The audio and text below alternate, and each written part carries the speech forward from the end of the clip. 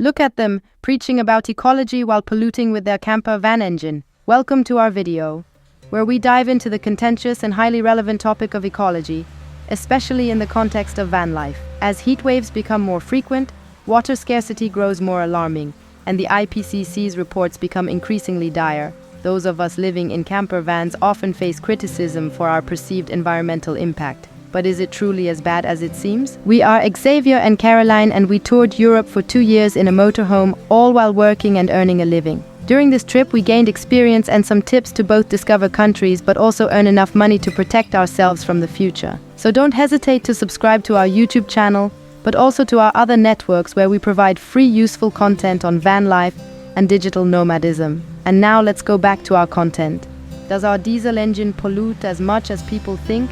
Let's address the common critique: pollution from the engine and the camper van itself. Undoubtedly, a diesel engine pollutes more than an electric one. However, there are multiple factors to consider. First, let's talk about vehicle construction. The environmental impact of manufacturing vehicles is often overlooked. For electric vehicles to become less polluting than conventional ones, they need to travel between 26,000 and 85,000 kilometers, about 155 to 117 miles. Considering our camper van is 22 years old with 200,000 kilometers, about 124,274 miles on it, its environmental cost has long been recouped, and it can still go much further. This is a key factor often missed in the debate about vehicle pollution. Now, let's compare the annual kilometers traveled.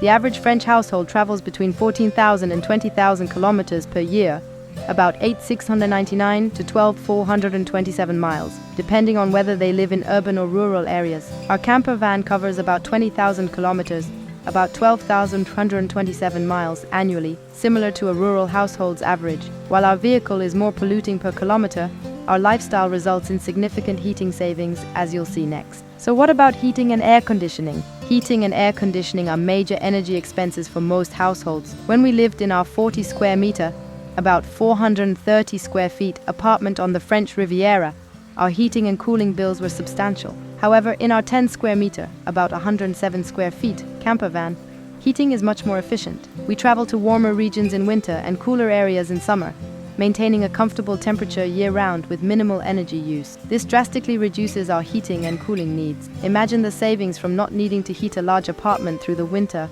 or cool it during the sweltering summer months. How does our lifestyle impact water consumption?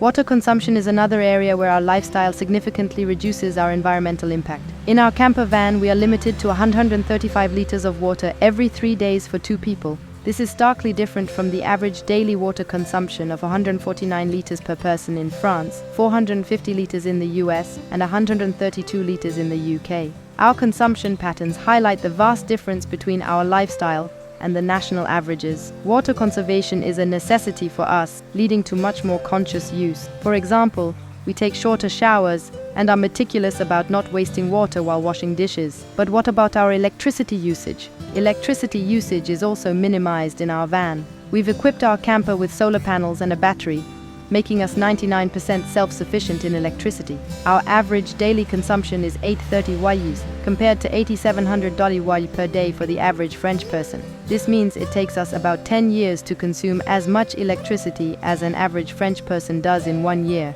By relying on solar energy, we drastically cut down on the pollution associated with traditional electricity generation. The simplicity of our setup also means we are much more aware of our electricity usage, ensuring we only use what we need. How do animal products fit into our lifestyle? Another critical aspect is our reduced consumption of animal products. While we are not vegetarians, the limited space and the nature of our fridge in the camper van mean we buy fewer animal products, significantly lowering our environmental impact from food. Animal products, particularly red meat, are known for their high environmental cost in terms of water and energy use, as well as greenhouse gas emissions. By reducing our consumption, we contribute to a decrease in demand for these resources. Additionally, the necessity of consuming fresh products means we opt for local produce, further reducing our carbon footprint. And what about our purchasing habits? Our product purchases are also minimal due to space constraints. We only buy what is essential and vital, which naturally reduces our carbon footprint. Living in a small space with limited storage discourages impulse buying and fosters a minimalist lifestyle. This minimalist approach not only reduces the amount of waste we generate, but also means we focus on quality over quantity, purchasing items that are built to last rather than cheap, disposable goods. In conclusion, while the engine of our camper van does contribute to pollution, our overall carbon footprint has been significantly reduced through various aspects of our lifestyle. We travel efficiently, consume less water and electricity, minimize our use of animal products, and limit our purchases. And if you think that this way of life is really polluting, don't worry, diesel will soon be finished, and maybe van life will be too. If you're interested in this subject, don't hesitate to watch this video, but also to subscribe and comment. It's always a pleasure, and see you soon for a new trip.